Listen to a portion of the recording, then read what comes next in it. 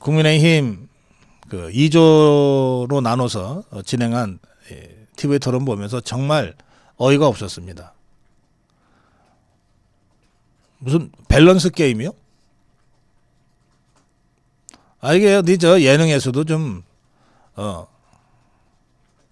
뭐 좀 심하다 할 정도의 그런 뭐 프로그램을 하는 것 같긴 하던데 저는 한 번도 본 적이 없습니다만, 이게 저는 처음에 보고 이게 뭐 일종의 넌센스 게임인가 싶었는데 그것도 아니에요. 보니까 넌센스 게임이라고 하는 게 이렇게 그 딱 대답을 들어보면 반전의 묘도 있고 좀 허탈하고 어이없지만 어쨌든 웃음이 터지는 그런 거잖아요. 근데 이 밸런스라고 하는 거는 왜 밸런스가 붙었는지 모르겠는데 뭐 전혀 그런 것도 아니에요. 그야말로 아주 천박하고 저질스러운, 이게 어떠다 저 이재명이 동네에서 뭐 이 짓을 한다 그러면 뭐 참 하다 별짓 다 한다 그러고 말겠는데, 이게 국민의힘 경선에서 TV 토론을 통해서 이런 질문이 나오고 또 답변을 또 억지로 하고 막 이랬다 그래서 정말 얼굴이 화끈하고, 어쩌다 우리 정치가, 특히 우리 자유파의 정치가 이렇게 전락할 수 있나 하는 생각이 들었습니다. 자, 질문이 이제 A조, B조에 각각 한 번씩 밸런스 질문이 있었는데, 첫 번째 밸런스 질문은 이겁니다. 검사 사칭범 이름은 안 썼지만 누가 봐도 이건 이재명을 얘기하는 것이고요. 입시 비리범, 이건 누가 봐도 조국이를 얘기하는 것으로 맥락상 그렇게 읽히는데, 이 둘 중에 한 명을 반드시 변호사로 선임해야 한다면 누구를 택할 거냐, 이런 질문을 밸런스 게임이라고 하면서 했어요. 그러자 나경원, 한동훈, 이철우는 모두 검사 사칭범 이재명을 선택했고요. 홍준표는 둘 다 나 선택 싫어, 나 둘 다 선택 안 해 라고 이제 버텼습니다. 그런데 한동훈이가 검사 사칭범을 고른 이유를 이렇게 설명해요. 후자인 분, 입시 비리범, 이미 감옥에 계셔서 변호를 할 수가 없다 이랬는데, 한동훈이가 검사 출신 아니에요?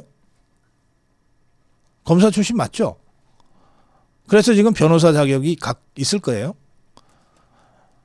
사시나 또는 로스쿨에서 하여튼 그 시험을 통과하고 나서 뭐 연수를 받고 난 다음에 뭐 바로 변호사로 개업하거나 또는 뭐 판사나 검사를 한 다음에 변호사를 하거나, 그게 이제 우리가 아는 변호사들의 일반적인 그 경로죠.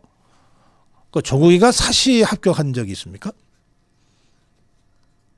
이자가 뭐 한 번인가 두 번인가 뭐 시도를 했다가 떨어져서 포기했다든지 아예 안 했다든지 뭐 말이 좀 많은데, 어쨌든 이자는 사시를 합격한 적이 없어요. 변호사는 무슨 놈의 변호사입니까? 감옥에 가 있어서 변호를 못하는 게 아니라 조국이가 변호하겠다 그러면 바로 변호사법 위반으로 감옥 또 가게 돼 있어요. 변호사가 아닌 자가 변호를 하겠다고 나대면 변호사법 위반이거든요. 사기란 말이에요. 한동훈이 이자가 검사 출신이고 이자도 지도 변호사를 할 텐데, 그러면 조국이가 변호사인지 아닌지도 그것도 모르고 있었단 말입니까? 그러니까 질문 자체가 얼마나 이게 황당하고 말도 안 되는 잘못된 질문입니까? 변호사가 아닌 자한테 변호를 받을 거냐고 물어본 거 아니에요? 뭐 검사 사칭을 했든 안 했든 이재명이는 변호사 자격을 갖고 있어요. 그러니 그 변호사도 아닌 사람한테 변호 받으라고 질문하냐라고 야단을 쳐야지, 진행자나 이 질문을 준비한 사람들한테.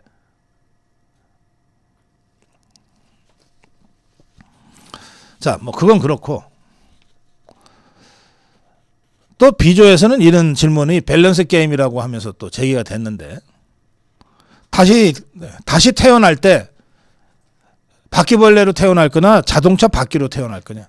아마 바퀴벌레의 바퀴하고 자동차 바퀴의 바퀴가 뭐 같은 바퀴라서 아마 이렇게 뭐 예를 든 건지 모르겠는데, 참네 정말. 어떻게 국민의힘 대선 후보들이 바퀴벌레 수준으로 이렇게 됩니까? 이 전 국민이 보는 TV 토론 생방송에 이런 질문이 나오고 이 질문에 억지로 답변하는 후보들의 모습을 국민들한테 보여줘야 됩니까? 국민의힘 정신 차리세요. 왜 이런 것조차 걸러내지 못합니까? 그렇게 전파가 막 소비해도 되는 거예요? 나 참 황당해서. 홍준표는 이 질문에도 나 둘 다 싫다 그러고 답변 안 했어요. 예, 홍준표가 맞는 거예요. 홍준표가 제일 순발력이 있네. 근데 싫으면 싫다 그러는 거지.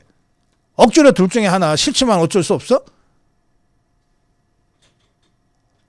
어디 그 면장 뽑는 선거도 아니고 말이야.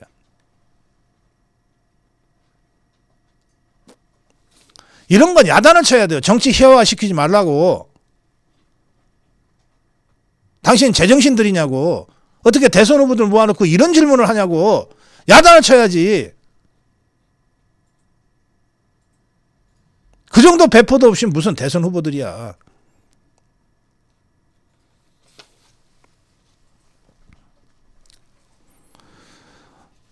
어쨌든 후보들이 이 질문을 강요받자 그냥 머리를 짜내서 답변들은 했는데 나경원과 홍준표는 둘 다 싫다고 답변 안 했어요. 둘 다 싫다. 나경원이 맞는 거지. 둘 다 싫은데 무슨 답변을 하냐고. 둘 다 싫은데 그게 말이 되는 질문이냐 말이야. 근데 한동훈이 이거는 또 뭐 잔머리를 돌려서 바퀴벌레를 선택했어요. 이유도 설명했어. 아유 그래도 사는 게 낫지 않습니까? 에라이. 그 이자가 그 수준이 그대로 드러나잖아요. 황당한 밸런스 게임이긴 하지만 그래 그 답변에 바퀴벌레를 선택하면서 아이고 그래도 그냥 걔는 살아있는 생물이잖아요. 그래도 사는 게 낫잖아요.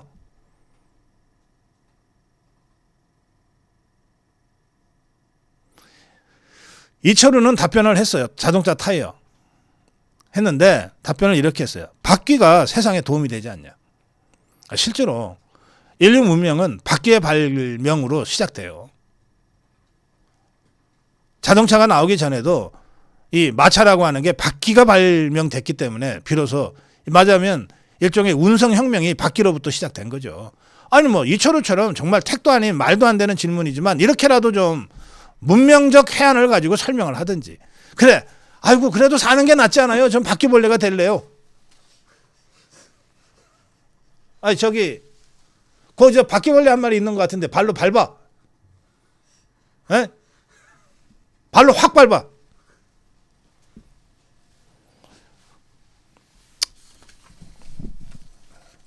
다음으로 가겠습니다. Be calm and strong. 이 calm은 좀 조용하다, 좀 진정해라 이런 뜻입니다. calm down 할 때 그 calm입니다. Be calm and strong. 흥분하지 말고 침착해라.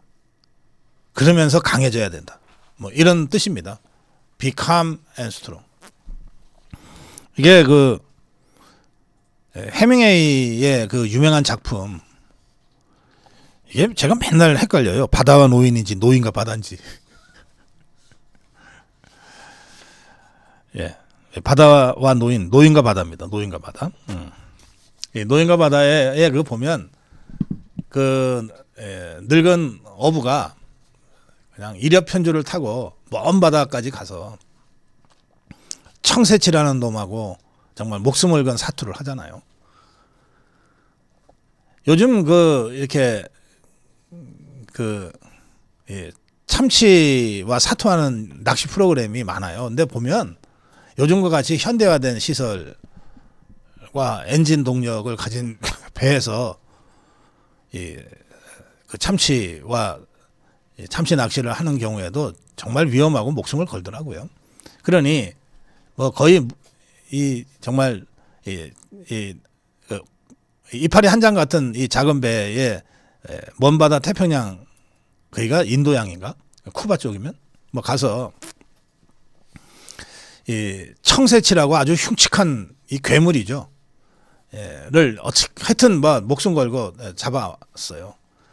근데 이게 너무 크니까 배에다 싣지를 못하고 이 배꼬리에다가 이렇게 묶고서 이제 항구로 갖고 들어오는데 중간에 이 상어들이 피냄새를 맡고 달려들어서 다 뜯어먹죠.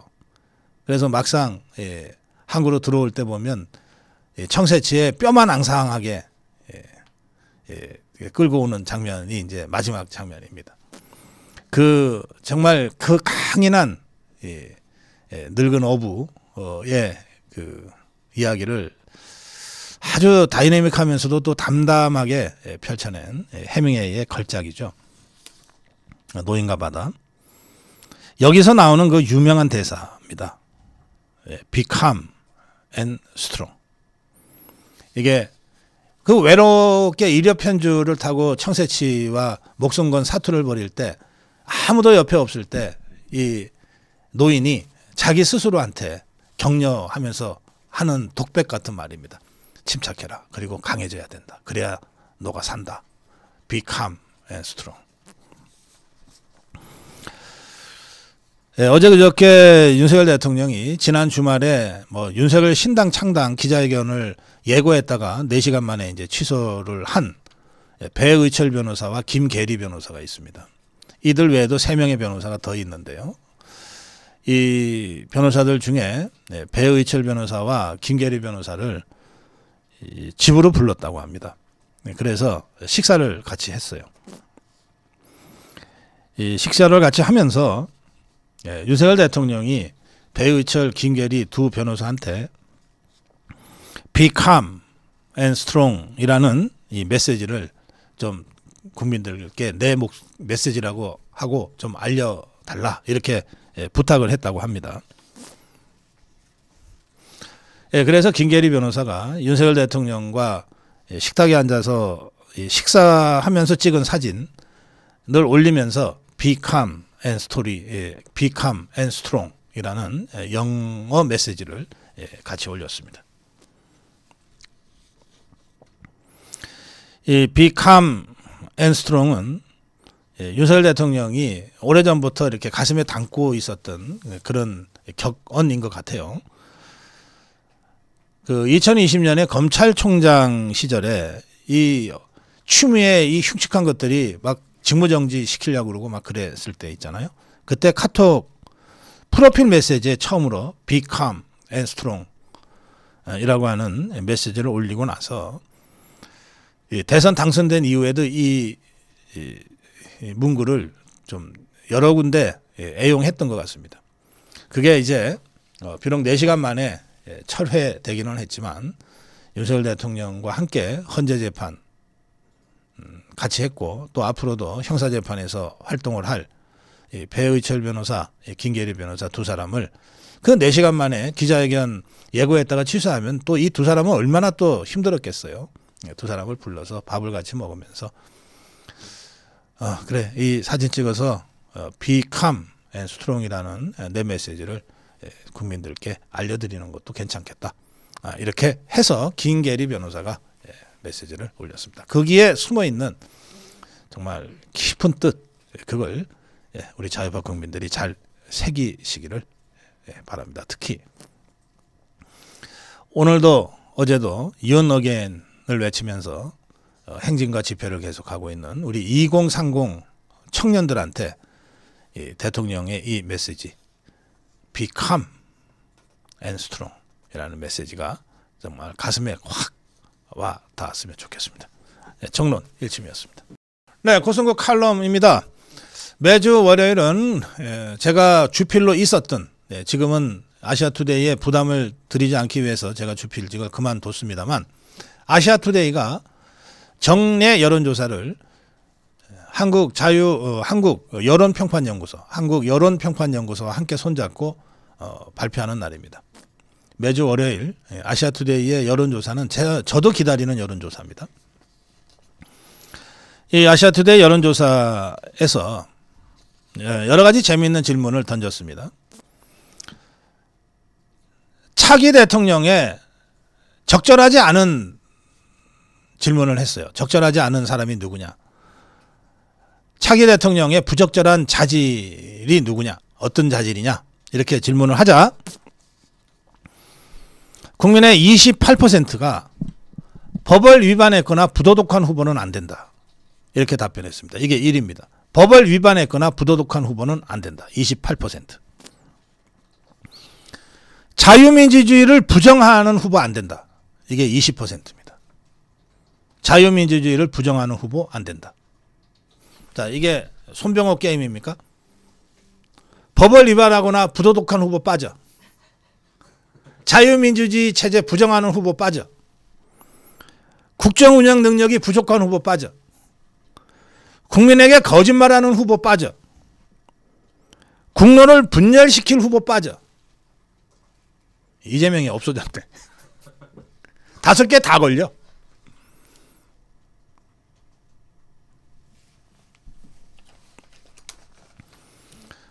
예, 저는 이번 충청권 투어에서 질문에 답변하면서 이렇게 말씀드렸습니다.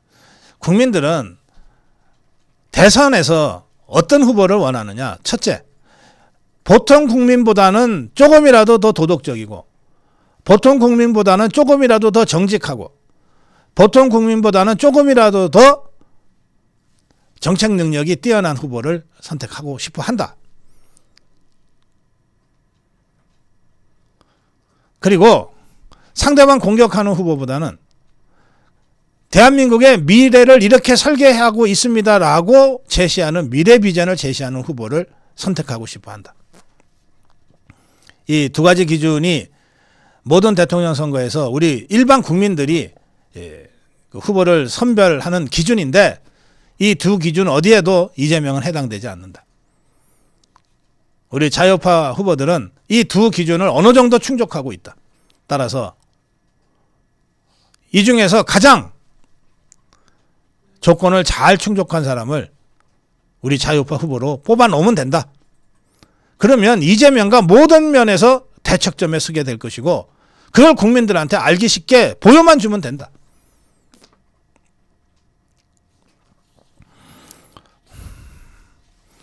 또 아시아투데이는 이 정례 여론조사에서 국민의힘 대권주자 적합도를 조사했습니다.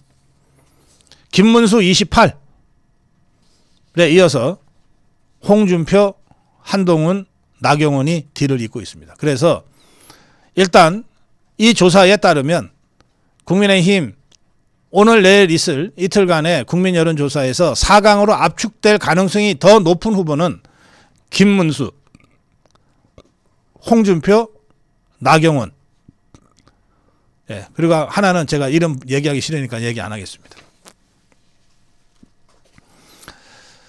근데 이 아시아투데이 정례 여론조사에서 가장 주목되는 조사는 그 다음에 나옵니다. 아시아투데이는 이제 윤석열 대통령 지지도는 조사를 안 합니다. 이제 대통령에서 물러났기 때문에. 대신에 지금 대통령 권한대행인 한덕수에 대한 지지율 조사를 했어요. 아, 놀랍네요. 42%가 일 잘하고 있다고 지지 의사를 밝혔습니다. 42%. 한덕수 42%. 그리고 이른바 저 족벌 언론들이 맨날 얘기하는 입만 열면 떠드는 중도 있잖아요. 중도. 사실은 부동층인데 이 중도로 분류되는 이 부동층에서는 45%가 한덕수 지지로 나왔습니다. 우리가 그동안 윤석열 대 이재명 하면 게임이 안 돼 그랬잖아요. 그 지금 이재명이는 지 혼자 저렇게 독주하고 있는데도 3년 동안 30%대에서 머무르고 있는데 한덕수 단숨에 42가 됐어요. 이제 윤석열 대 이재명에서 게임이 안 될 뿐만 아니라 한덕수 이재명에서도 게임이 안 되게 됐습니다.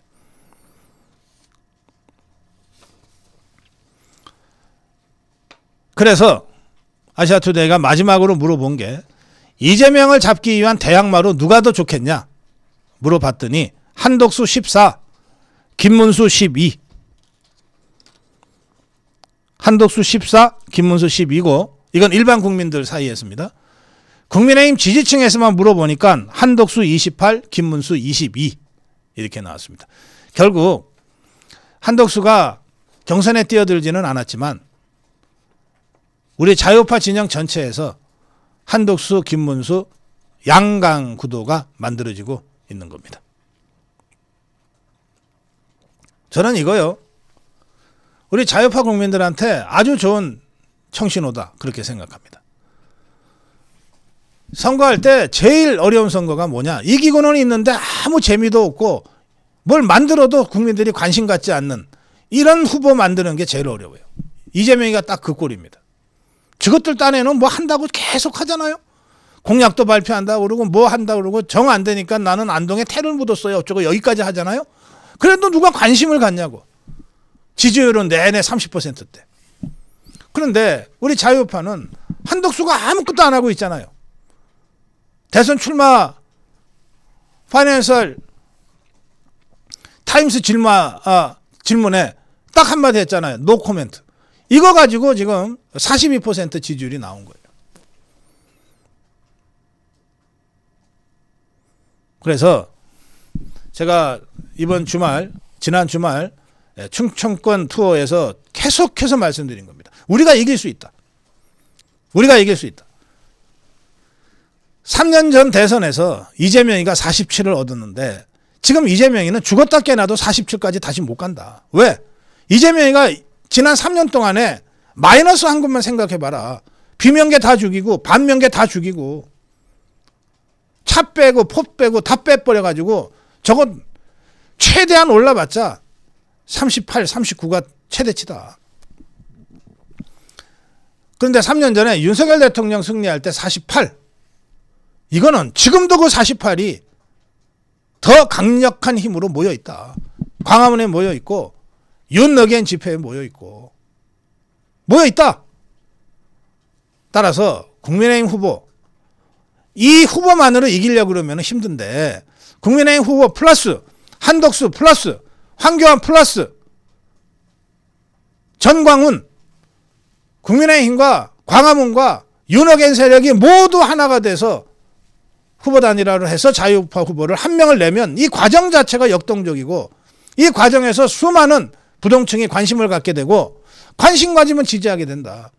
어떻게 이 2단계, 3단계, 다단계 로켓 발사하듯이 이걸 관리해낼 것이냐. 이것에 승부가 갈려있다. 제가 1박 2일 동안 내내 우리 아미고 동지들께 말씀드린 것인데 오늘 아시아투데이 정례 여론조사가 바로 그 상황을 제가 이거 미리 볼 수 없잖아요. 오늘 발표됐는데 그 상황을 정확하게 여론조사로 발표했다. 이렇게 말씀드립니다. 네, 정론 일침입니다. 대통령은 당당했다.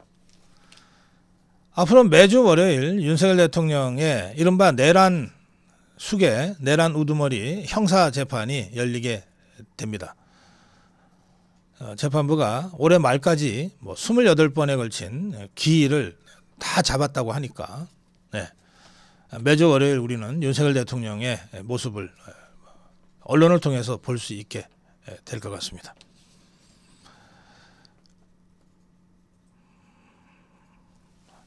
재판부가 피고인석에 앉은 윤석열 대통령의 모습을 촬영을 허용해서 피고인석에 앉은 윤석열 대통령의 모습이 언론에 보도가 됐습니다. 윤석열 대통령은 오전 10시부터 이제 재판이 시작되니까 오전 9시 57분, 3분 전에 법정에 들어서서 둘째 줄 가장 안쪽 자리 피고인석에 앉았습니다. 카메라 플래시가 여기저기서 터졌지만 윤석열 대통령은 카메라는 아예 쳐다보지도 않고 입을 굳게 다물고 맞은편 검사석만 응시했습니다.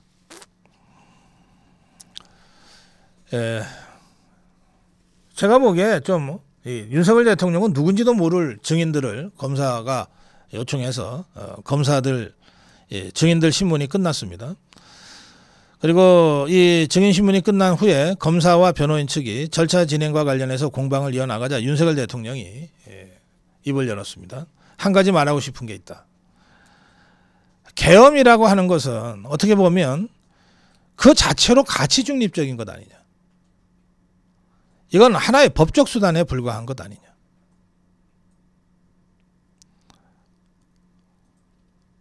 그러면서 계엄을 칼에 비유해서 이렇게 주장했습니다.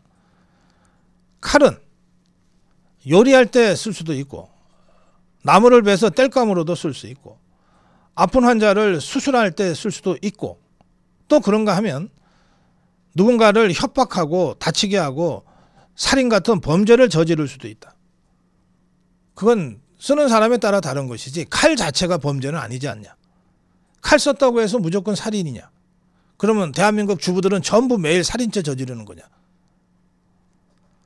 그러니까 이런 식으로 도식적으로 해서는 안 된다. 대통령 권한인 계엄을 했다고 이걸 다 무조건 내란이라고 우겨 넣어서 이 내란 우두머리로 이렇게 재판하는 게 말이 되는 것이냐. 이렇게 주장했습니다. 그러면서 이 계엄을 내란이라는 관점에서 재판을 하려면 민주 헌정 질서를 무너뜨리고 모든 헌법기관을 동시에 무력화시키고 장악해서 장기 독재를 위한 친위 쿠데타를 하려고 했다는 게 증명이 돼야 되지 않냐.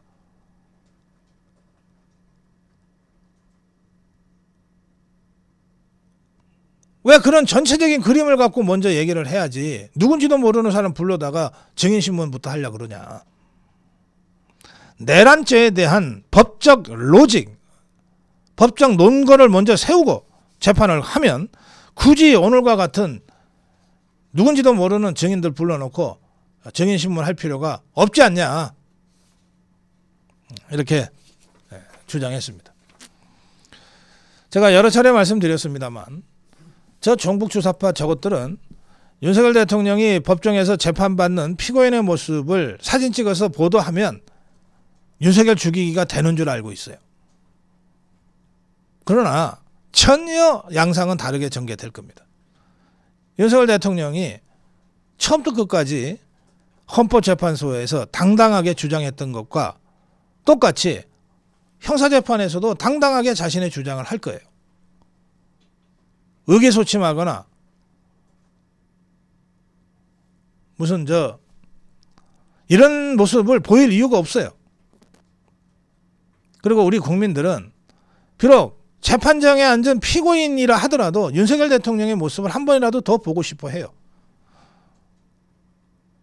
저는 이 형사재판을 강행하면서 이걸 어떻게든 대선으로 엮어서 윤석열 죽이기 곧 이재명 대통령 만들기라고 하는 이 프레임을 갖고 들이대고 있는 종북주사파들의 계산이 단단히 잘못됐다고 확신합니다. 네, 대통령은 당당했다. 네, 정론 1침이었습니다. 네, 고성국 칼럼입니다. 다단계 단일화가 답이다. 조금 전에 그 권영세 비대위원장이 국민의힘의 문을 열겠다고 발언한 부분을 제가 소개해 드렸습니다. 권영세는 과거에 연연하지 않겠다. 탈당 인사에 대해서까지 문을 다 열겠다. 이랬습니다. 이게 이제 여러 가지 그 뜻이 담겨 있는 발언인데 아마도 현실적으로는 세 가지 세력을 염두에 두고 있는 것 같아요. 여기 탈당 인사에 대해서까지 문을 열겠다. 최근에 탈당하고 출마한 사람이 황교안입니다. 그러니까 탈당해서 출마한 황교안에게도 문을 열겠다는 뜻으로 일단 이해가 되고, 그 다음에 지금 자유통일당이 정광훈 목사가 직접 출마하겠다고 지난 주말에 선언이 있었습니다. 최종적으로 정광훈 목사가 직접 출마할지 아니면 경선을 통해서 다른 사람을 낼지 모르지만 자유통일당도 실체가 있는 자유파의 주력 아닙니까? 거기서 후보를 내겠다고 하고 있어요. 그 다음에 약간의 혼선은 있었지만 윤 어게인을 외치는 우리 젊은 2030 청년들은 여전히 윤석열 정신을 계승할 수 있는 진짜 자유파 후보를 내자, 이런 주장을 굽히지 않고 있습니다. 그래서 제가 이미 여러 차례 말씀드린 대로 국민의힘 경선은 그냥 우리 자유파 전체로 볼 때는 일부에 국한되는 경선이에요. 국민의힘 경선이 끝나면, 그래서 김문수가 됐건 나경원이 됐건 최종적으로 후보가 결정되면 이것으로 끝나는 게 아니고 이 국민의힘 후보가 황교안과 또 정광훈과 그리고 한덕수와 어떤 형태로든 자유우파, 최종적인 자유우파 단일화를 해내야 됩니다. 그렇지 않고 무슨 수로 자유우파 전체를 하나로 뭉치게 해서 저 이재명 종북주사파를 박살낼 수 있겠습니까? 국민의힘만으로는 아예 게임이 안 돼요, 지금. 그리고 또 좌파 쪽 상황을 보면 저 종북주사파들은 지금 반명, 비명계 이재명이한테 학살당한 자들은 뭐 무슨 따로 지금 정당 하나 하고 있습니다. 이낙연 세력처럼. 이거 빼놓고는 완전히 하나로 똘똘 뭉쳤어요. 그러니까 우리도 자유파 전체가 하나로 뭉치는 이 전열을 정비하지 않고서는 이번 대선에서 이길 수가 없어요. 역으로 얘기하면 자유파 전체가 하나의 전열을 정비할 수만 있다면 무조건 이깁니다. 무조건 이깁니다. 그러니까 이 다단계 단일화가 유일한 해답인 겁니다. 또 다단계 단일화는 지금 이 국민의힘 경선 8명에서 4명으로 줄이는 과정에서도 어쨌든 컨벤션 이펙트라고 하는 것이 생기잖아요.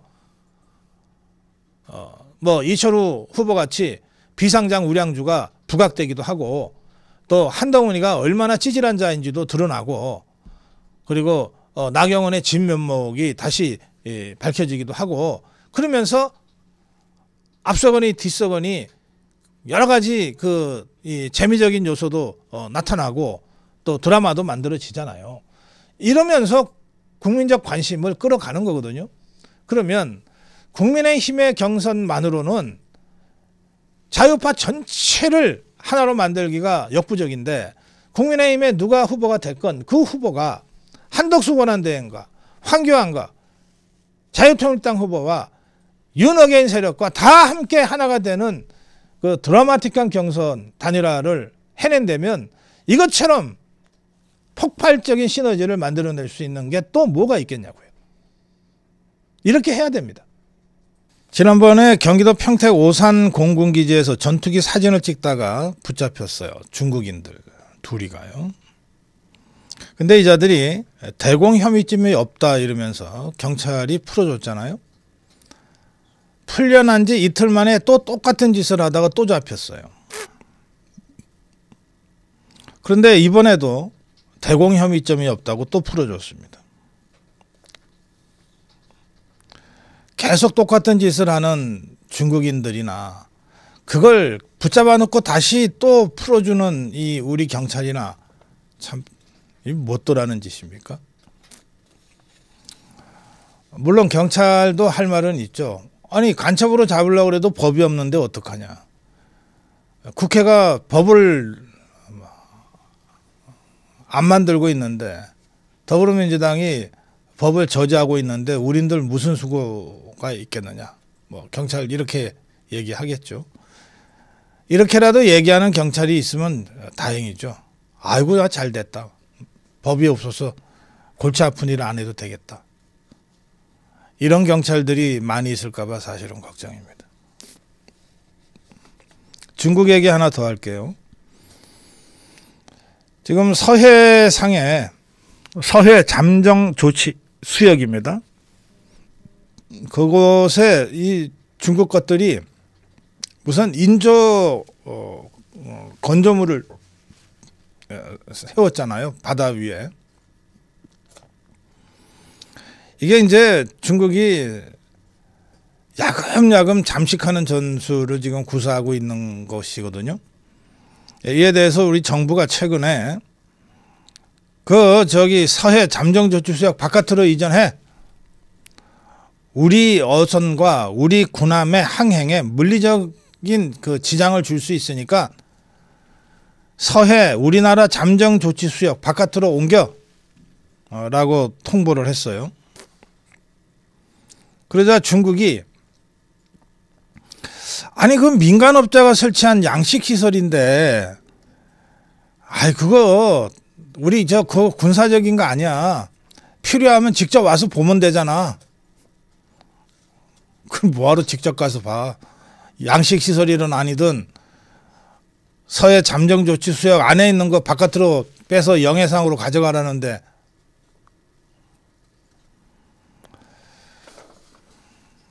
중국은 새로 설치는 안 할게.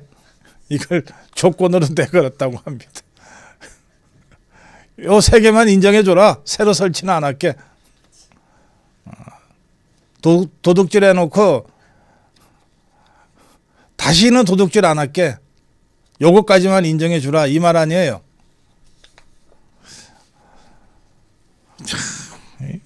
하여튼 여기도 몽둥이가 필요하네. 정부 소식통은 중국이 굳이 이 잠정 조치구역 PMG에 쓱 걸치는 식으로 굳이 그 장소에 구조물을 설치한 이유가 있다. 가장 낮은 단계로 우리나라를 떠보면서 야금야금 서해상의 영향력 범위와 수준을 확대해 나가는 전술을 구사하고 있는 것으로 보인다. 따라서 초기에 강력 응징을 해야 된다. 이런 뜻이 포함되어 있는 멘트가 나왔습니다.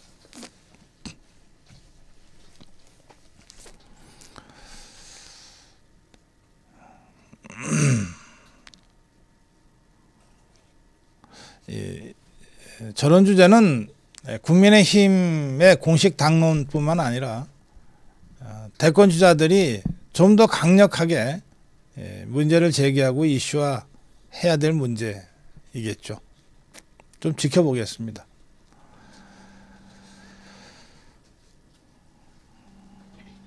체코와의 원전 수주 계약이 마침내 다음 달 7일, 5월 7일 최종 계약하게 됩니다. 24조예요. 24조.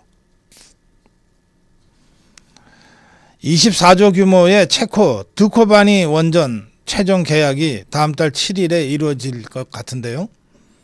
그동안 프랑스 전력공사가 체코 반독점 사무소에 독점 관련해서 진정을 제기했는데 이게 최종 기각이 됐습니다. 그래서 이제 더 이상 계약을 방해하는 요소들이 없어졌기 때문에 5월 7일 날 최종 계약을 하게 될 것이다. 이런 전망이 나오고 있습니다. 한마디만 덧붙이겠습니다. 윤석열이 옳았다. 윤석열이 옳았다.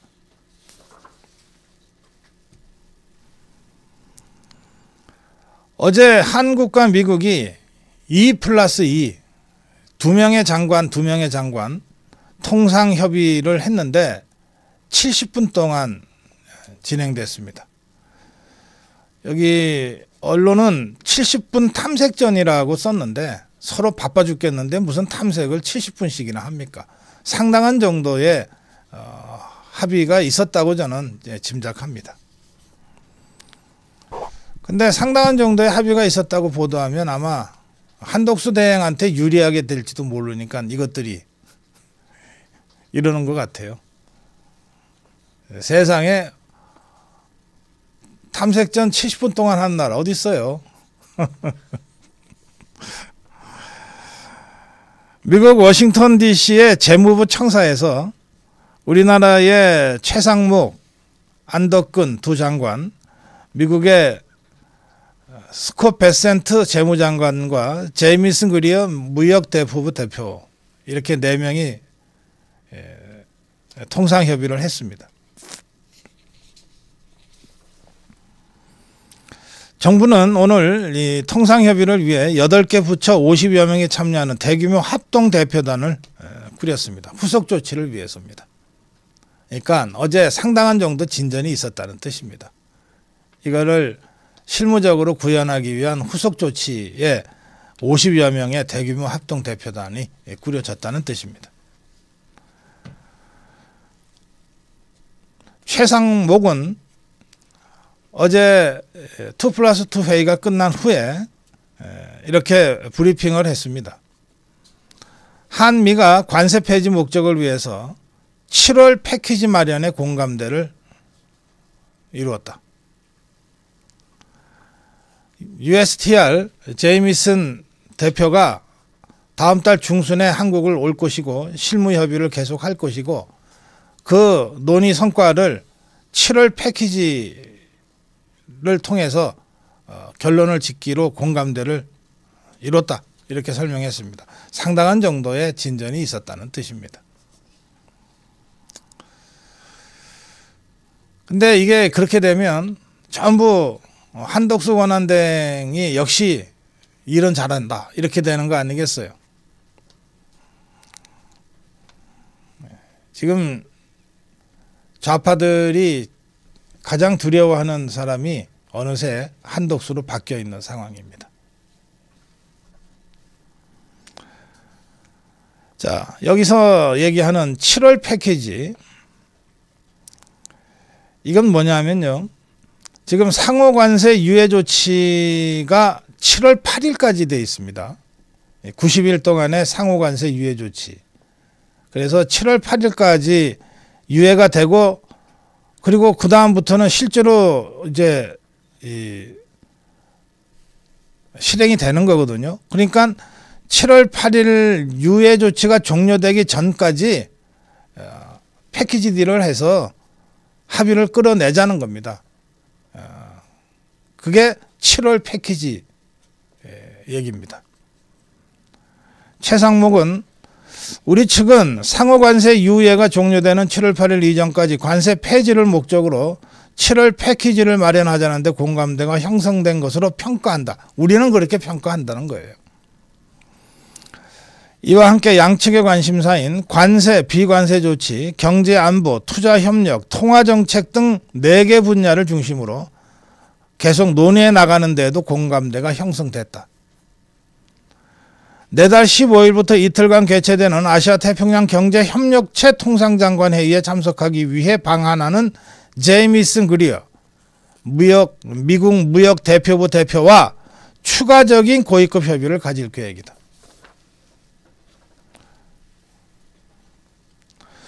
미국 재무장관도 어제 2+2 회의 후에 상당히 긍정적인 평가를 내놨습니다. 한국과 성공적으로 협의했다. 이러면 다음 주에 양해 합의를 할 것이다. 근데 미국 재무장관, 베센트 재무장관이 이 얘기를 하게 된 그 맥락이 아주 의미심장합니다. 어제 백악관에서는 우리나라가 아니라 트럼프 대통령과 노르웨이 총리 간의 정상회담이 있었어요. 그런데 여기에 베센트 재무장관이 배석을 했거든요. 이 베센트 재무장관을 배석시킨 가운데 트럼프 대통령이 정상회담을 이제 주재하다가 갑자기 베센트 장관한테 그 다른 나라와의 관세 협상 상황도 좀 설명해봐라. 이렇게 했어요. 이게 이제 2+2 회담이 있었던 걸 잘 알고 있는 트럼프가 그렇게 질문을 한 겁니다. 요구를 한 거예요. 그러자 이 트럼프의 지시에 따라서 베센트가 얘기하기를 오늘 우리는 한국과 매우 성공적인 양자 회의를 가졌다. 우리는 생각보다도 빠르게 움직일 수 있다. 우리는 이르면 내주 양해 각서에 이르면서 기술적 조건들에 대해 논의할 것이다. 그러면서 마지막으로 한마디 덧붙였는데 이게 굉장히 중요합니다. 한국인들은 일찍 협상하러 왔다. 그리고 자기들이 만든 최선의 제안을 가지고 왔다. 굉장히 높게 평가를 한 거죠. 그래서 저는 2+2 회담에서 굉장히 많은 내용적 진전이 있었을 것이다. 그러니까 이런 후속 조치가 발빠르게 진행되고 트럼프가 직접 2+2 회의에 참석한 당사자인 베센트 장관한테 그 성과를 설명하라고까지 기회를 준 거다. 이게 한덕수 권한대행한테 힘을 잔뜩 붙여줄 거고, 이런 사태를 가장 두려워한 좌파들이 언론을 통해서 일부러 별것 아닌 것처럼 이걸 축소하고 있다. 그렇게 말씀드립니다.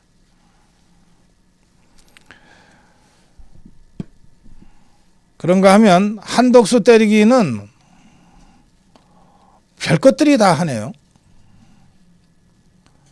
이 좌파 중에서 벼락 출세한 자로는 우원식이라는 자가 있습니다. 이 자가 어제 한덕수 권한대행이 추가 경정 예산안 시정연설을 위해서 국회에 갔다가 이제 끝나고 나오는 길에 우원식이가 이 한덕수 권한대행한테 잠시 자리에 앉아 계시죠? 이렇게 얘기를 했어요. 마이크에다 대고. 국회의장이 국회에서 그 정도 얘기하는데 못 들은 척하고 나가버릴 수는 없잖아요. 그래서 이제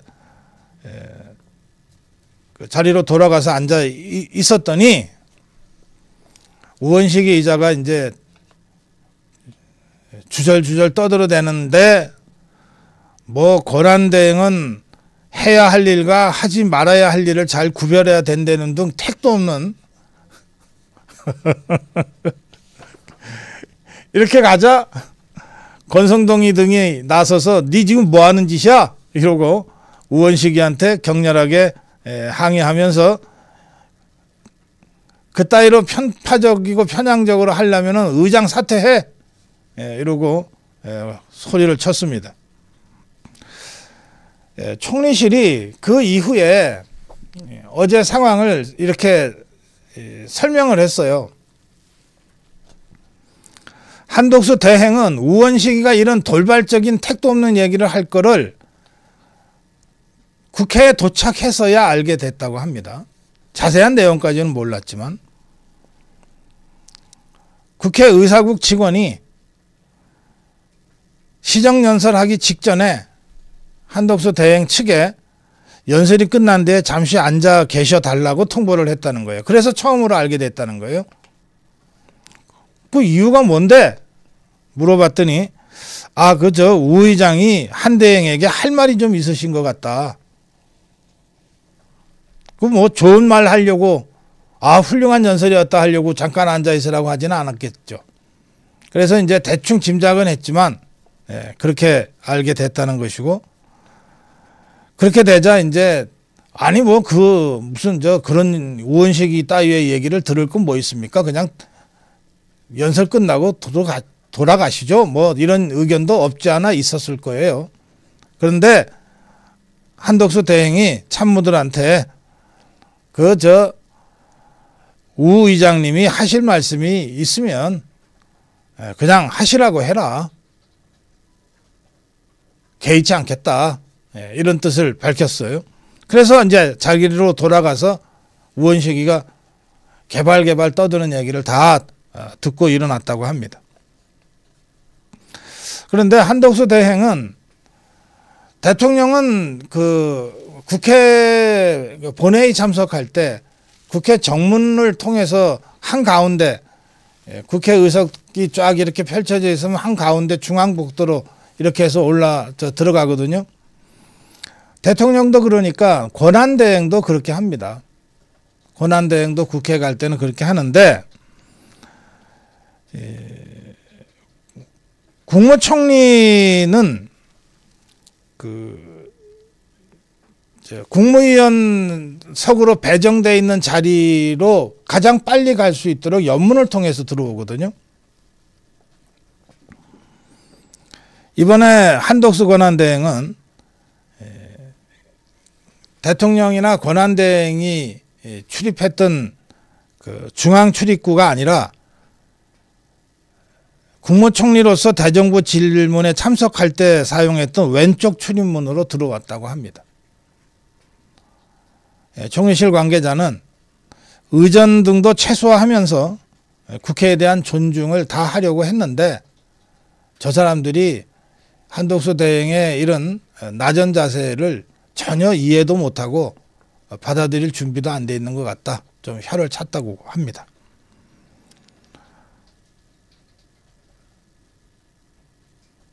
또 더불어민주당 의원들이요.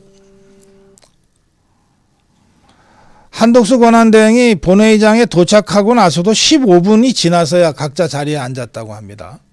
이것도 일부러 하는 짓이죠. 국회에 다 모여있는 것들 아니에요. 국회에 다 모여있는 것들이 본회의 시간을 몰라요? 더구나 대통령 권한대행의 시정연설이 있는 날인데 일부러 늦게 들어오는 거예요. 그렇게라도 해서 뭐 군기를 잡으려고 하는 참 가소로운 것들이에요. 그래서 한덕수 권한대행이 한 15분을 기다렸다가 연설을 했대는데 이제 한덕수 권한대행의 그 무서운 점은 이런데 전혀 동요하지 않는다는 거예요. 감정적으로 이런 좌파들의 이런 정말 터무니없는 이런 모욕, 조롱, 공격에 전혀 동요하지 않는다는 거예요. 그 점이 한덕수 권한대행의 아주 무서운 점이죠. 한미 관세 통상 협상 얘기부터 하겠습니다. 트럼프가 한국에 관해서는 관세 문제와 방위비를 좀 분리해서 협상하겠다고 시사했습니다. 이거 굉장히 중요한 겁니다. 적어도 일본보다는 한국에 대해서 더 신경 쓰고 있다는 뜻입니다.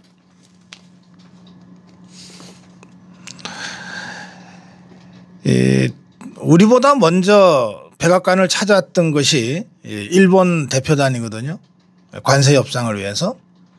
그런데 이 일본 측 대표단에게 트럼프가 뭐라 그랬냐면 일본은 방위비 문제는 신경도 안 쓰고 관세 협상을 위해서 백악관을 찾은 상태였어요. 트럼프가 갑자기 그 일본이 주한미군 주둔비를 너무 적게 부담하는 거 아닙니까? 예고도 없이 깜짝 등판을 해서 이 관세 담당 일본 관료, 그러니까 관세밖에는 생각 안 하고 간 일본 공무원 관료들한테 난데없이 방위비로 압박을 했던 겁니다. 이게 이제 트럼프식 그 협상술이라고도 하는데요. 어쨌든 그래서 이제 우리는 안 그래도 방위비 문제가 늘 현안 뜨거운 이슈인데다가 또 트럼프가 일본에 대해서 이런 입장을 이미 깜짝 발표를 했기 때문에 이제 상당한 준비를 해서 갔어요. 그런데 2+2 회의에서 미국 측이 일체 방위비 문제를 꺼내지는 않은 겁니다. 그리고 트럼프 대통령도 이 관세와 군대 문제는 분리하겠다 이렇게 밝혔어요. 그러니까 이것은 우리 대한민국에 대한 특별한 배려로 일단 읽힙니다. 애초에 트럼프 쪽에서 나온 얘기가 원스톱 쇼핑, 통상 안보를 엮는 패키지 포괄적 협상, 이걸 이제 시사하는 얘기들이 흘러나왔었잖아요. 그런데 그거를 트럼프 자체가 스스로가 이거를 분리하겠다고 한 겁니다. 그래서 이 관세 협상에 있어서 우리가 1차 방어를 성공적으로 잘 해냈다, 이런 평가가 나오는 겁니다. 제가 최상목, 안덕근 두 사람이 갔을 때 결국은 총지휘자는 한덕수다. 여기서 협상을 완결짓지는 못하겠지만 일단 제대로 된 방향만이라도 잘 설정해 갖고 오면 그게 곧바로 한덕수의 성과가 된다. 그리고 이 일은 한덕수 이상으로 잘할 사람이 없다. 은퇴해서 제야에 있는 한덕수라도 불러내서 지금 이 일을 위해서 특사라도 맡겨야 될 상황인데 지금 권한대행을 하고 있으니 얼마나 잘 됐냐. 한덕수가 이 일을 우선 마무리 짓고 그 성과를 가지고 대선 출마를 하는 것이 국민들에 대한 좋은 선물이기도 하고 아주 훌륭한 대선 캠페인의 시작이 될 수도 있다. 제가 그런 취지로 여러 차례 논평을 했습니다. 지금 그렇게 되고 있습니다. 그리고 트럼프가 이런 국내 상황을 모를 리가 없어요. 한국 내 정치 상황을. 그러니까 결국 트럼프의 저 메시지는 한덕수한테 힘을 실어주는 메시지라고 할 수 있습니다.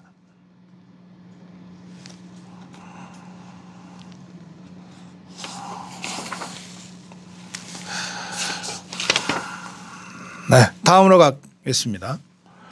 류희림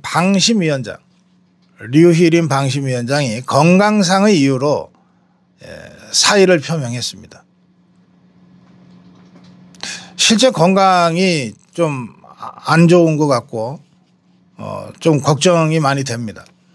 류희림 윤석열 대통령 2년 7개월간의 그 직무 과정에서 가장 치열하게 종북 주사파들과 투쟁해온 장관급 인사입니다.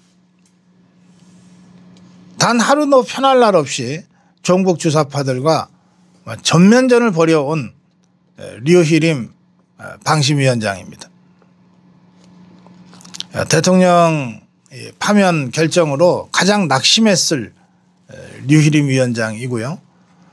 또 그동안 건강이 별로 좋지 않는 것도 숨기면서 종북 주사파들한테 약한 모습을 보이지 않으려고 정말 사력을 다해 온 것 같은데 사의를 표명했습니다. 정말 그동안 고생 많이 하셨어요.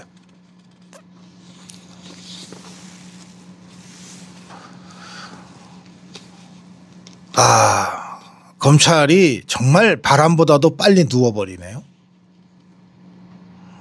바람이 좀 불 것 같으니까 잽싸게 그냥 몸을 탁 눕혀버리네요.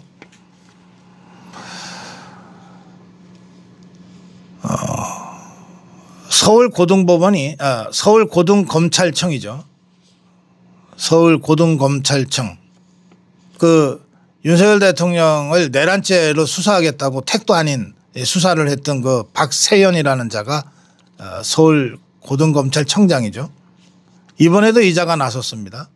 나서서 6개월 전에 김건희 여사 도이치모터스 무혐의 처리한 서울중앙지검의 결정을 잘못된 것이다고 하면서 재기 수사를 하겠다고 나섰습니다.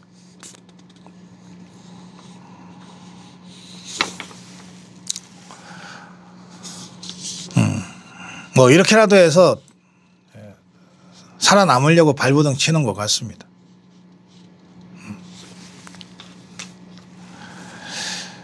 우리가 그 종북주사파들의 검찰 해체 공작을 막아야 된다고 계속 주장합니다.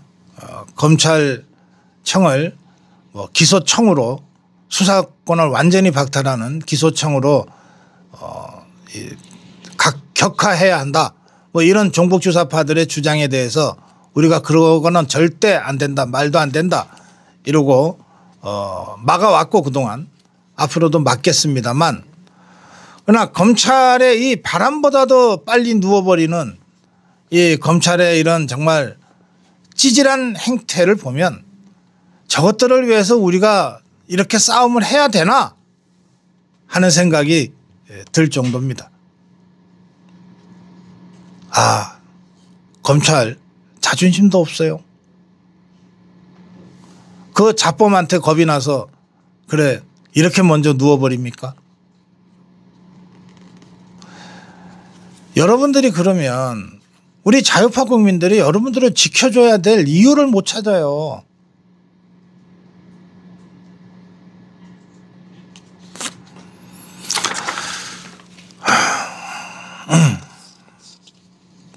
만우절도 아닌데 이 이재명이 왜 입만 열면 계속 거짓말을 하고 다니네요. 이번에는 무슨 거짓말을 했냐. 정치보복 안 하겠다고 했어요. 저희가 거짓말이라고 단정합니다.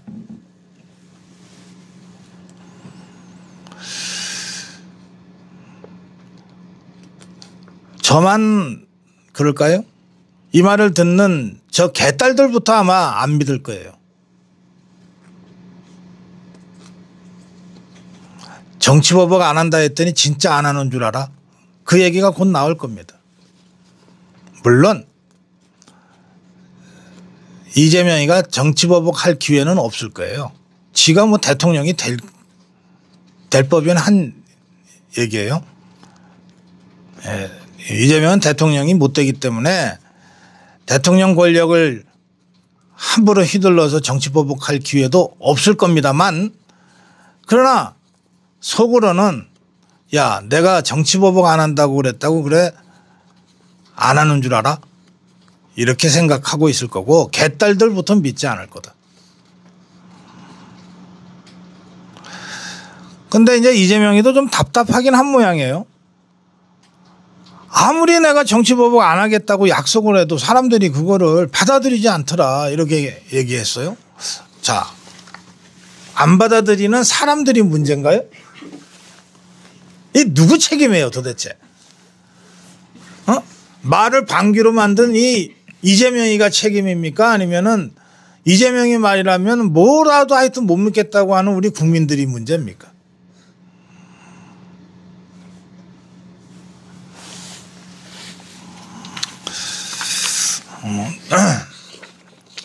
이재명이하고 지금 이런 얘기 할 때는 아니지. 네, 오늘 국민의힘 2차 경선 4자 토론이 있습니다. 김문수, 홍준표 두 후보와 안철수, 한동훈 두 쓰레기가 4자 토론을 합니다.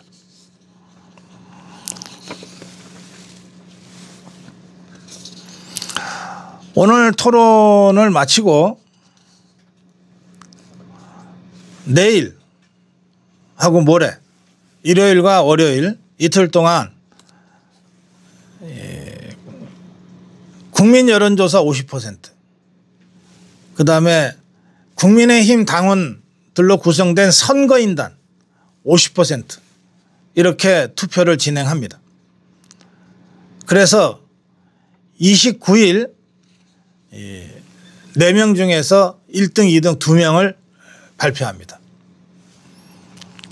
그런데 이 2명 중에 1명이 50%를 넘어서 득표를 하면 그것으로 경선은 끝납니다.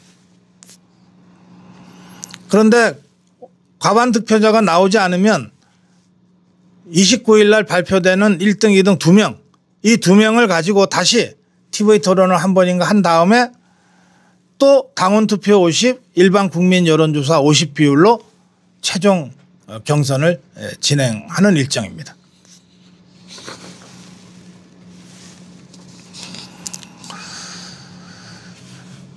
우리가 정치판, 선거판 보면 네거티브 토론, 뭐 파지티브 토론 이런 말들을 많이 쓰는데 사실 뭐 복잡하게 설명할 것 없을 것 같아요. 네거티브는 서로 욕하는 토론입니다. 상대방을 서로 헐뜯고 욕하는 토론이 네거티브 토론인데, 어제 있었던 홍준표, 한동훈 토론이 그 네거티브 토론의 아주 전형을 보여줬습니다. 그 사람들이 제일 재밌는 게 싸움하는 거 구경하라는 거 아니에요. 제일 재밌는 구경이 불구경하고 싸움 구경이라고 그러는데, 그래 그런지 어제 다들 무슨 스포츠 중계 기다리듯이, 한일전 기다리듯이 홍준표, 한동훈 이 토론을 다들 기다리고 있더라고요. 뭐 소문난 잔치에 먹을 게 없다고, 두 사람 토론을 보면 네거티브 토론이 어떤 건지는 확실히 이제 알게 될 정도로 서로 네거티브가 심했는데, 뭐 그렇다고 그게 무슨 유쾌하고 상쾌한 재미를 준 것 같지는 않습니다.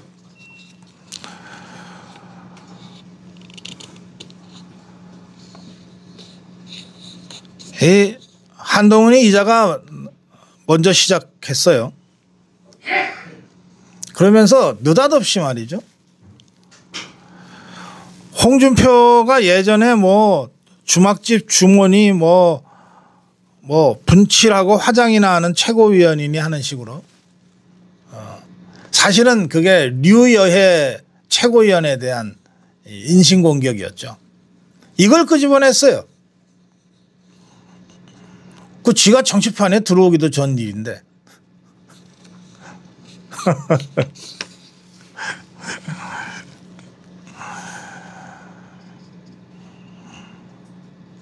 그러자 홍준표가 그러니까 깐족된다는 말이 나오는 거야. 정책을 물어봐. 겉으로만 품격 있는 척하고 뒤로는 엉뚱한 짓이나 하고 다니니까 지금 나라가 개판이 된 거 아니야. 이렇게 아주 박살내듯이 야단을 쳤어요. 그러자 한동훈이가 아니 깐족이라니요. 그런 표현 쓰시면 안 돼요. 홍준표 후보가 페북에서 막말들이 깐족거리는 것 아닙니까? 이러고 깐족됐습니다.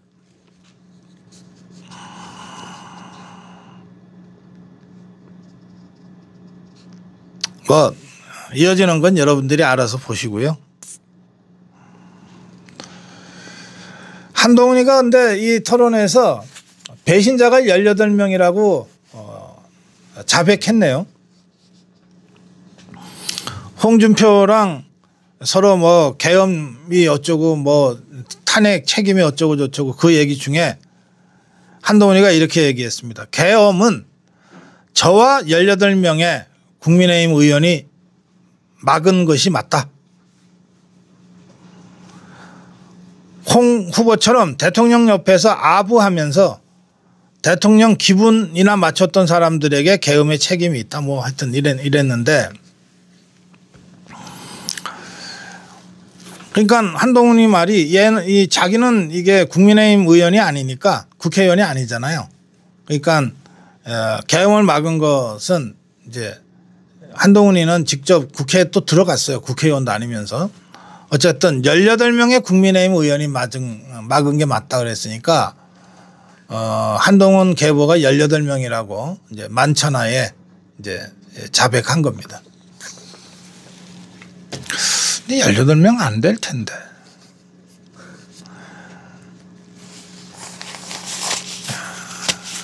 낮에는 한동훈이 쫓아다니고 밤에는 딴짓하는 자들이 있는 걸로 제가 알고 있는데.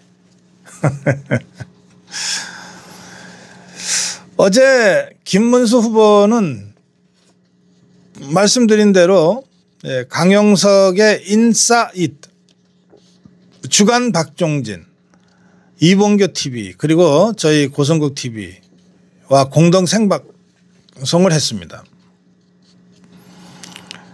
여기서 김문수는 이재명이보다 자신이 청렴성이나 일자리 성과 등 측면에서 우위에 있다고 이제 강조했어요. 이렇게 얘기했죠, 어제. 이재명이의 친형 정신병원 강제 입원 의혹, 대장동 개발 비리 의혹 등을 쭉 열거하면서 저는 경기도지사 시절에 개발 이재명이보다 몇십 배 많이 했는데 내 주변에 감옥 가거나 수사받은 사람이 단 한 명도 없다. 내가 경기도지사 취임할 때는 청렴지수 16등, 17개 시도광역 중에서 16등, 가장 부패한 공무원이 많았던 경기도였는데 제가 도지사 하는 동안에 전국 1등을 하게 됐다. 도지사 8년 동안 전국 일자리의 절반 이상을 경기도가 창출했다. 모든 실적 자체가 이재명하고는 완전히 다르다. 저는 형님을 정신병원에 강제 입원시키려고 한 적도 없고 형수님한테 쌍욕한 적도 없다. 검사를 사칭한 적도 없다. 그리고 이 김문수한테 왜 한동훈이 같은 허접한 쓰레기를 맞수 토론 상대로 골랐냐? 아마 제가 질문했던 것 같은데. 그랬더니 김문수가 윤석열 대통령이 한동훈이를 그렇게 믿었는데 그런데 무슨 계엄을 내란이라고 하고 탄핵을 하지 않았냐. 어떻게 그렇게 표변해서 배신할 수 있는지 정말 이해가 안 돼서 그거 물어보려고 맞수 토론하자고 그랬다. 이렇게 설명을 했습니다. 자, 이데일리가 이 기사를 썼는데요. 맨 마지막에 보수 유튜브들은 하면서 뭐 과한 언사도 이어갔다. 강용석이 한동훈을 향해 싸가지 없음이 드러났다. 뭐 이렇게 표현했다고. 과한 언사도 이어갔다. 그리고 또 제가 고성국 TV의 고성국 씨는 한동훈 안철수 후보에 대해 쓰레기라고 말했다. 이렇게 돼 있습니다. 이게 과한 언사라고 이 데일리는 보는 모양인데 쓰레기라고 그러지 뭐라고 표현합니까? 쓰레기님?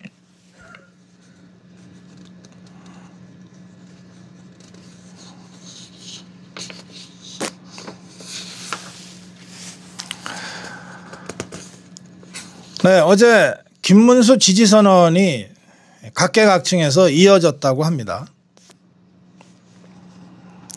42개 중도 보수 시민단체를 비롯해 전국 학부모 교육시민단체 연대, 자유화 연대, 한국노총, 한국공공사회산업노동조합, 그리고 윤사모, 윤석열을 사랑하는 모임 등 다양한 시민, 노동, 교육단체들이 김문수 지지를 선언했습니다.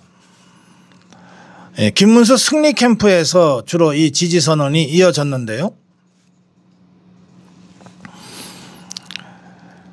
이들은 21대 대통령은 법조인 출신이 아니라 청렴, 정직, 능력을 겸비한 김문수 후보가 돼야 한다고 목소리를 높였습니다. 그러고 보니까 이번에도 참 이 이른바 법조 출신들이 참 많네요. 홍준표가 법조 출신이고 한머시기가 법조 출신이고 또 이재명이도 법조 출신이군요.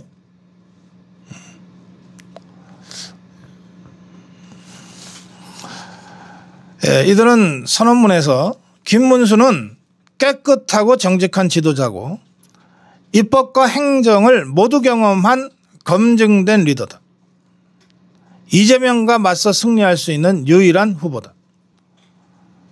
국민은 더 이상 정치, 행정 경험이 없는 법조 출신이나 흉악범을 변호한 인물을 대통령으로 선택하지는 않을 것이다. 자유연대의 선언은 이렇습니다. 다가오는 대선은 단순한 선거가 아니라 자유대한민국과 반대한민국 세력 간 체제전쟁이다. 김문수 후보가 헌법과 자유민주주의를 수호할 적임자다. 한국노총사나 한국공공사회산업노동조합은 김문수 후보는 노동자의 진짜 친구다. 학생운동, 노동운동부터 삼선 국회의원, 2선 경기도지사, 고용노동부 장관을 거쳐온 실천형 리더다. 김문수만이 서민과 노동자의 삶을 제대로 대변할 수 있다. 윤석열을 사랑하는 모임 윤사모도 청렴 정직한 김문수야말로 반국가 세력으로부터 나라를 지킬 유력한 대안이다. 고등학교 시절부터 민주화운동 노동운동에 헌신하고도 여전히 24평 아파트에 살고 있는 청백리 김문수 후보를 지지한다. 이렇게 밝혔습니다. 또 통화 녹취가 보도가 됐네요. 이게 한겨레 보도라서 또 악마적 편집이 됐겠네라는 생각은 들지만 이번에 이 통화 녹취의 주인공은 김계리 나는 개몽됐습니다라고 했던 윤석열 대통령 변호인 김계리 변호사와 안정권 대표 간의 통화인데 이 통화를 어떻게 서울의 소리가 공개를 했는지 이게 참 의문입니다. 그런데 이제 공개한 녹취록을 보면 윤상현을 뭐 개 XX라고 김계리가 강력하게 비판하는 내용이 있고요. 또 뭐 전한길 대표, 이용돈 PD를 또 비난하는 내용이 있고요. 석동현 변호사를 또 막 욕설을 섞어서 비난하는 내용들이 있습니다. 그리고 이제 그 자유대학을 이제 우리 청년 학생들을 계속 그 아이들, 그 애들 이렇게 표현하는 부분들이 나옵니다. 뭐 길게 논평할 일은 아니고요.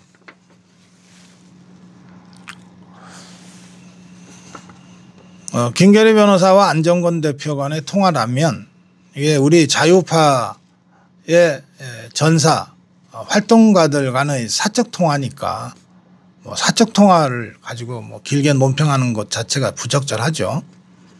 또 제가 모르는 이러저러한 그 인간관계에서 나오는 뭐 불편함과 이런 것들이 있을 수 있죠. 그런데 어쨌든 김계리 변호사는 불과 며칠 전에도 대통령과 식사한 사진을 올리고 또 대통령의 메시지도 올린 사람이니까 이게 그냥 개인이 아니잖아요. 뭐 안중근 대표는 말할 것도 없고요. 그러니까 이런 사람들 간의 통화가 서울의 소리라고 하는 이 좌파 유튜브를 통해서 녹취가 공개된 것도 참 이해할 수가 없고요. 또 이 통화된 이 녹취 공개된 내용을 보면 뭐 윤상현, 전한길, 석동현 제가 다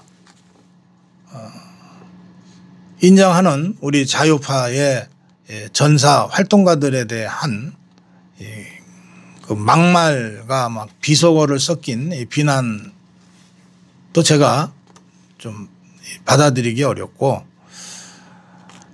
그리고 이 자유대학 청년들을 진짜 애 취급하는 식의 이런 표현들이 매우 제가 거북합니다.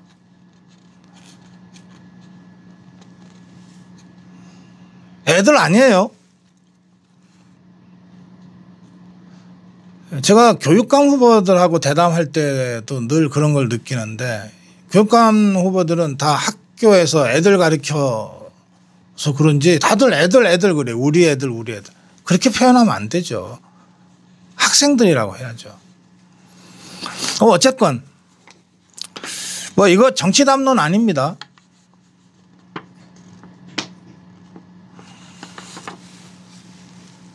정치 담론이 아닌데 정치화 돼버렸어요. 매우 부적절하게. 좀 더 조심해야죠. 이미 자신들의 위치가 저 그냥 개인적인 얘기였어요 라고 하고 넘어가기에는 이 객관적 상황이 그렇지 않거든요. 좀 더 조심했어야 되고 필요하면 꼭 필요한 만큼 해명도 할 필요가 있을 것 같습니다. 네, 일사일론이었습니다. 네, 고성국 칼럼 바로 진행하겠습니다. 한덕수가 다음 주에 사임하고 그리고 5월 3일 국민의힘 후보가 결정이 되면 그 국민의힘 후보와 단일화를 추진한다고 아시아투데이가 일변 탑으로 보도했습니다. 한덕수는 조만간 정대철과 만나서 대선 출마를 논의할 것 같습니다. 정대철이가 뉴시스 통화에서 한대행이 만나자고 연락이 왔다. 출마와 관련된 논의를 하려는 것 같다. 이 정대철이는 이렇게 언론 플레이해서 먹고 사는 사람이라 두 사람의 사이가 각별한 것과는 별도로 한덕수도 이제 정치하려면 누가 언론 플레이하는 사람인지는 좀 가려서 할 필요가 있을 것 같습니다. 자, 민주당의 반응이 재밌어요. 펄펄 뛰고 있습니다. 대권 욕심에 눈이 멀어서 국민과 국익은 안중에도 없냐. 이재명이가 직접 나섰어요. 공직자는 공직자 책무가 뭔지 언제나 깊이 생각해야 한다. 제가 지금 링 위에서 예선전 치르고 있는데 심판이 자꾸 선수로 뛸 듯 말 듯 해서 많은 혼란이 있는 게 사실이다. 아니 언제 한덕수가 심판했어요? 예? 언제 한덕수가 심판했냐고.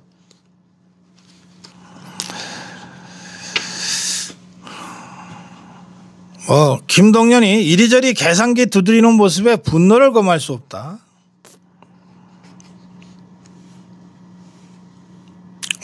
그 밖에 민주당 것들이 쫙 해서 한덕수를 아주 맹공격하고 있는데 제가 그걸 쭉 보면서 한덕수가 무섭긴 무섭나 보네.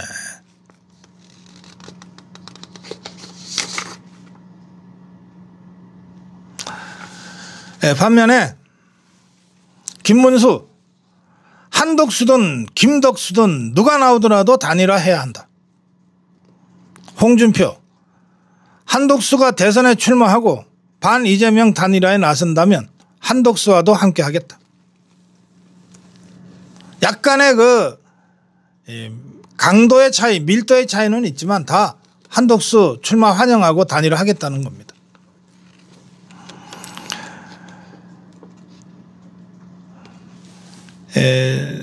파이낸셜 뉴스 보도에 따르면 한덕수는 국민의힘 대선 후보가 선출되는 5월 3일 후에 국민의힘에 일단 입당을 해요.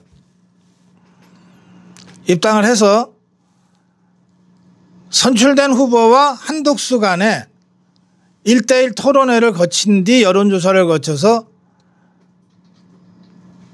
5월 11일 전까지 단일 후보를 만들고 후보 등록을 한다. 그럴 계획이라고 합니다. 그러면 바깥에 있는 황교안과 자유통일당 후보는 어떡하지? 그거 빼고 간다고? 그건 아니지. 한덕수가 국민의힘에 입당해서 하는 것까지는 할 수 있어요. 왜냐하면 한덕수는 어쨌든 나오면 무소속이니까 국민의힘으로 가서 국민의힘 당적을 가지고 후보 단일화를 띄어서 후보가 되면 한덕수가 국민의힘 후보가 안 되면 김문수나 홍준표가 국민의힘 후보가 되는 겁니다. 그런데 황교안은 있던 당을 탈당했잖아요. 그걸 다시 들어가라 그럽니까? 자유통일당은 이미 당이 다르잖아요. 그런데 다시 들어가라 그래요? 그래서 저는 한덕수 권한대행이 국민의힘에 입당을 하고 국민의힘 안에서 다시 단일화 경선을 하는 것과는 별도로 당 밖에 있는 황교안 자유통일당 후보와의 당대당 단일화 또는 자유파 그랜드 단일화, 이 문제는 그것대로 또 다른 기획이 필요하다 그렇게 생각합니다. 이 부분에 대한 고민은 좀 더 좀 진지하게 또 권위 있게 그렇게 이루어져야 할 것 같습니다. 자, 오늘 고성국 칼럼 여기까지 진행하겠습니다.